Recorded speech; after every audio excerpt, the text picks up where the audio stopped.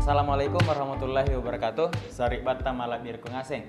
Kita bertemu kembali di rubrik budaya Sekolah Bahasa Bola Sugi. Pada video sebelumnya kita telah membahas tentang apa ritual belajar berdiri bagi sang bayi. Dan pada kesempatan kali ini kita akan membahas tentang ritual kelanjutan dari apa tersebut dalam siklus hidup atau dari hidup manusia di Sulawesi Selatan.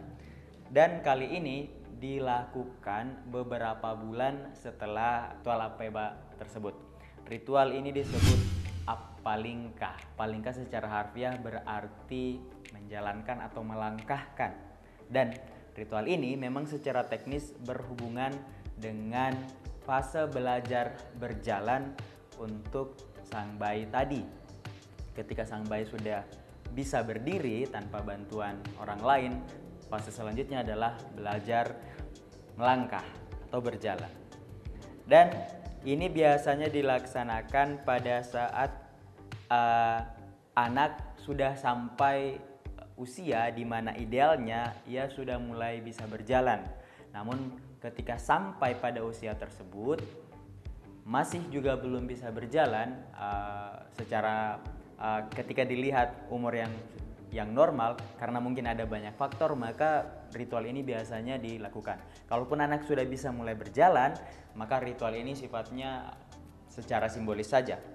Nah, kemudian pelaksanaannya adalah anak ini seperti tadi pada saat apaiba pada video sebelumnya itu akan dimandikan dengan baik, dipakaikan pakaian yang rapi, pakaian adat biasanya sarung dan segala macam.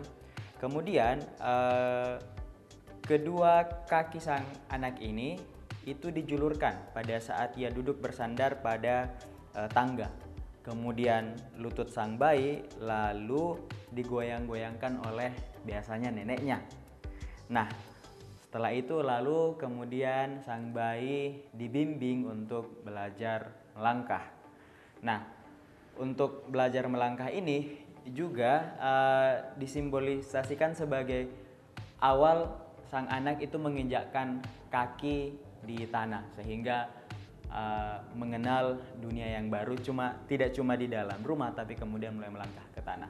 Nah, diyakini bahwa ritual ini bukan saja secara teknis untuk mengajarkan anak bagaimana mulai berjalan, tetapi juga mengenalkan anak pada dunia baru di mana ada banyak kemungkinan yang terjadi dan anak ini harus siap berhadapan dengan hal-hal tersebut, termasuk mendoakan sang anak untuk senantiasa dalam keadaan terjaga dan tidak terganggu oleh banyak hal, penyakit dan juga roh-roh jahat.